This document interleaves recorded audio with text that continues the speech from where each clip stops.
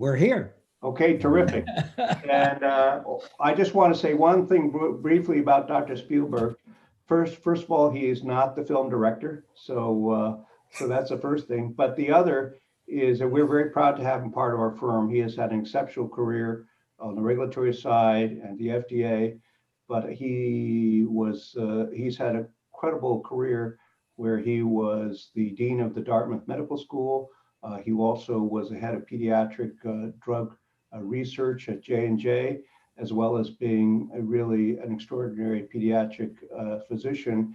I like to joke that all of us aspire to be good at least one career, and Dr. Spielberg has been good at least four. So there's no way to catch up. So with that, though, Dr. Spielberg is going to conduct a fireside chat with Peter Marks and ask him some questions around the issue of the impact that the pandemic has had on the FDA, but also on the biopharma industry.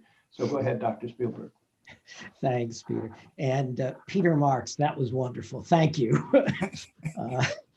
A great summary. And I have to tell you, as a pediatrician and as a geneticist, your examples in gene therapy were really right on. And I must admit, just editorializing a little bit, your comments about creating a playbook of how to approach gene therapy for rare diseases and maybe not quite so rare diseases is absolutely right. I mean, the complexities that we're dealing with, this is a team sport. For sure. And I was delighted, having been on NIH Council for NCATS, that there's the association with NCATS looking at new technologies, trying to validate things as you go forward. And the question about vaccines, again, the most wonderful thing about having been a physician for 45 years is realizing how iteratively you continuously learn, you continuously modify your approaches, and hopefully get to better approaches. One of the things I'm curious about, Peter, because the COVID pandemic has changed the way we do everything. For goodness sakes, we're sitting on our computers here instead of being together at a meeting in New York, just as a simple example. But everything from every company to their co-sponsors to their marketplace has remarkably changed in ways we couldn't have even imagined. And I suppose our younger son, who actually started a company in the midst of all this, keeps telling me those who survive are going to be the most nimble and creative. And that's probably true, a little bit beyond us. But within the agency, with all that you're struggling with, it sounds like in many ways on the gene therapy side, you're asking the right questions. And I hope you have the right numbers and quality of people to be able to prosecute that whole agenda forward. But are there other lessons you've learned internally? Everything from lack of travel. How do you monitor trials? How do you monitor manufacturing? How do you monitor internationally? Are there things that have come out that really you consider to be creative, leading edge things that FDA is trying to do to assure its mission in the future? Yeah, so I think there's enough different things that I'll just try to pick an example from different categories, kind of a menu approach of one from column A, one from column B. So one of the things that became really apparent is that our previous, and this is again kind of nerdy, but it is something very important to me. Our previous way of developing guidance around the agency is people would get together week after week, and it would take us months to years to develop guidance around an area. What we've learned during this COVID-19 pandemic is you can actually systematize that so that you have an owner who puts a draft down. You have a few sessions to actually discuss that draft. you settle on where you're going and you get out guidance. And if you need to, you alter, you don't, what perfect is the enemy of good. We've had to alter guidance. And instead of having something not get out for months and months and months, it gets out when it needs to be there. And then if it needs to change, we just change it. And so I think how we do guidance will, at least in my center, and I think in others as well, will be forever changed after this. So that's guidance. I think, and that's probably critical. I mean, yeah. We all know that the whole heart of science is it changes. And it used to change once every 500 years, and then once every several years. It's changing hourly now. It's a real challenge, but that's a tremendously valid point. And I hope the public can appreciate that too. Yeah, I mean that's why I say it's kind of nerdy. It does make for industry, it makes a difference to be able to be nimble there. Something the public may appreciate more is that I think we understand now that participating in clinical trials is an imposition on people. And to the extent that we can start using our technologies, wearables, remote monitoring to decrease the burden for participating in trials, we think that's a good thing. I mean, for trials that relied more of those to begin with, right, we're doing much better in the pandemic than trials that required in-hospital visits, particularly when clinics closed. So I think you'll see us move towards, and it won't just be, I think it won't just be wearables, those types of things. It might also be the actual design of the trials themselves, where I think we may start to see more pragmatic trials with less burden on people, so we have more participants in trials. I think that's also something we're learning from many trials going on during COVID-19, which is the trials that are successful are the ones that are somewhat more pragmatic, that don't require a tremendous amount of assessment, because assessment's hard to do in the middle of a pandemic. They're the ones where the patients can self-report in a diary.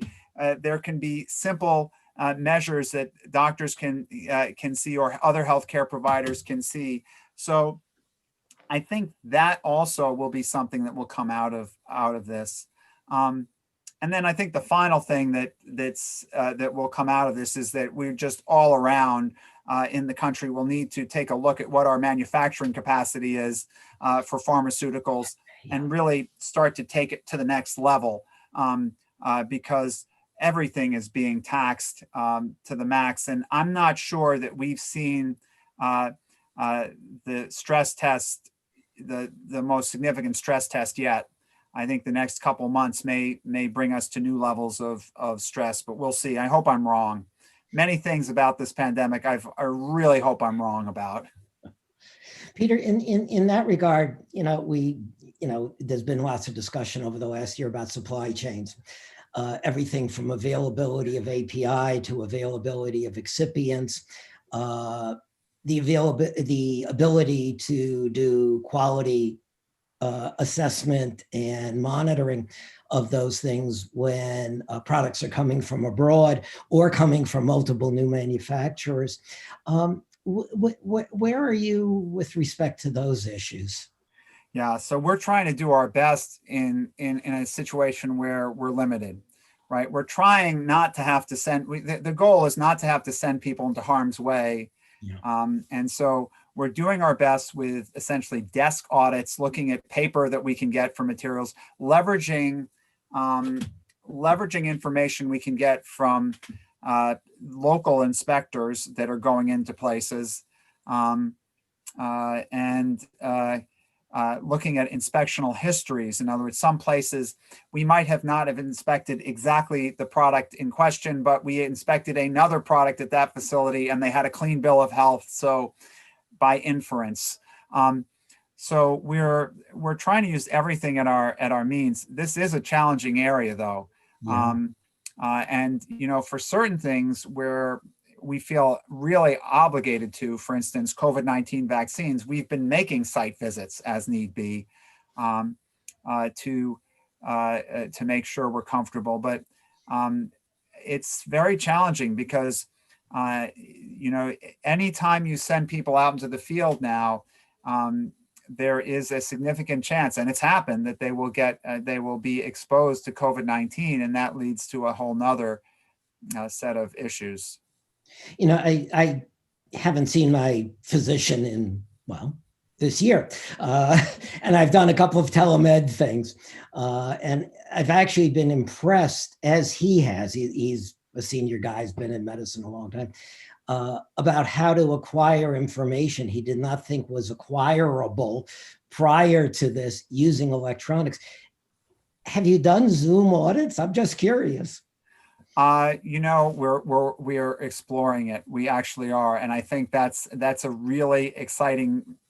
It's something that is useful. The concern is here's the problem with Zoom audits. For the honest, Zoom audits would be great, right? Because they take you to all places around their facility, including the ones that they might have a little bit of concern about.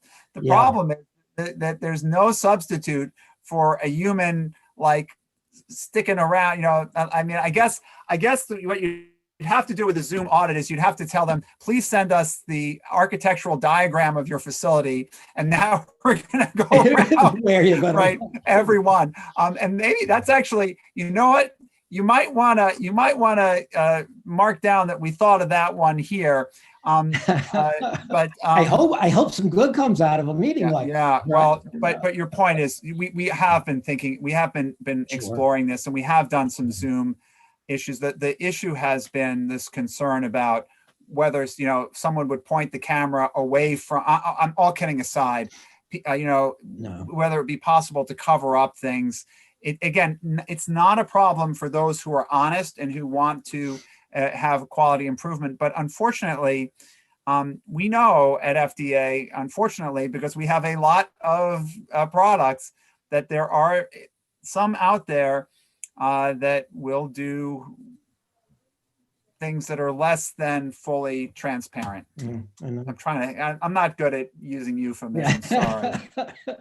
Got the point. Well, in that regard, I know the agency has come out with a guidance rather rapidly on cybersecurity and remote monitoring issues. Have you developed any experience around that? You know, I don't know, hackability of wearables or whatever that might, both from a patient perspective, lead to questions by patients, where you could hopefully provide an additional degree of confidence, or has there been anything in that realm that you're aware of? You know, I can't say that I'm aware of anything on the negative side, but I can tell you that the Center for Devices and Radiologic Health has a group that is committed. They're basically devoted to dealing with this issue, because it's become an increasingly one of increasing concern, right? I mean, just think about, and people who are listening may think, what are these guys talking about? Like hacking my watch? No, the problem is hacking my AICD, my automated internal, converted defibrillator. You don't want somebody to be shocking your heart because they've hacked into your cardioverter. Or your pacemaker, for that matter, and changing the rate or turning it off. These are things that actually are important, and you would think that nobody would try to do sinister stuff like this, but unfortunately, if it can be done, people seem to try it. Yeah. Dr. Spielberg, last question to try to stay on time. Okay, no, I was cognizant of that, Peter. I was looking at my clock on the wall and realized we got to move. Yeah. Have you heard much from sponsors with respect to their ability to prosecute clinical trials at clinical trial sites? Mm-hmm. I know I've talked to colleagues who have clinical trials at their sites who tell me, their colleagues don't have time to get an extra vial of blood in the ICU, et cetera. And any thoughts about how to deal with that in a creative way. Yeah, this is really going to, I think, be one of the things that I suspect we'll start to come out of this winter, hopefully starting to see COVID-19 fading as we come into next summer. And unfortunately, I think when we look back, we're going to see a lot of trials which have been, I've heard from some trials, the more pragmatic trials have been able to kind of get by, but ones that have required some trials require biopsy procedures or multiple blood draws. Yeah. And some of those have fallen off. And because there's so much disorganization here due to the pandemic, I don't know, it's going to be a little bit like a hurricane where until the winds clear and the sky is clear again, we might not know for some of these trials how badly they've been affected. Our own center is going to probably put into place, as we come into spring, kind of an evaluation process to help people figure out, what can you salvage from your trial? Because through these gene therapy trials where you can't redose, we need to try to salvage as much as we can. Yeah. But there are other trials as well. Yeah. Listen, Peter, since that was my last question, Yes. I just want to thank you and all your colleagues at FDA.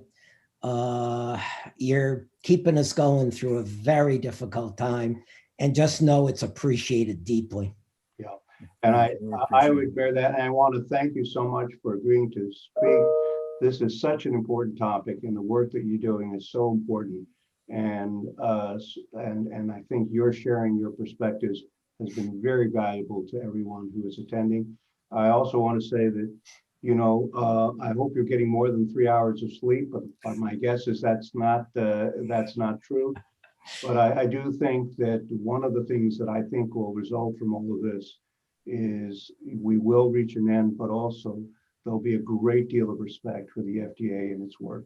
And one thing's for sure is, as much as the pharmaceutical industry has been pummeled in terms of its image, the one positive about the pandemic is that it has created sort of a ray of sunlight to say, this industry is important and it can do great things for society. It's a very short list of things that are positive about pandemic, but I think that is one of them. But the FDA's work is clearly part of that. So I want to thank you so much for that. Thank you very much. Thanks so much for having me today. Okay, great. Take care.